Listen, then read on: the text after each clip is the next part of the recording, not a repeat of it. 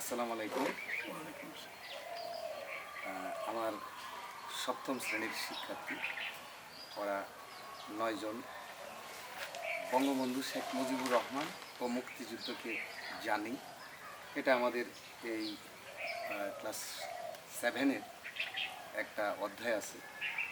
এখন এই সপ্তম শ্রেণীর শিক্ষার্থীরা বিভিন্ন গ্রুপে ভাগ হয়ে এই মুক্তিযোদ্ধাদের সাথে সাক্ষাৎকার নিচ্ছে।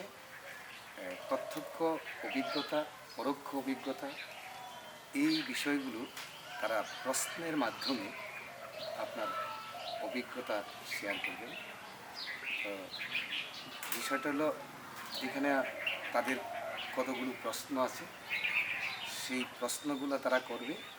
আপনার যে সকল প্রশ্নের উত্তর আপনার জানা আছে প্রত্যক্ষ, সেগুলার বিবরণ দিবেন। তো আপনি অনুমতি দিলে আমরা এটা শুরু করতে পারি। শুরু করুন।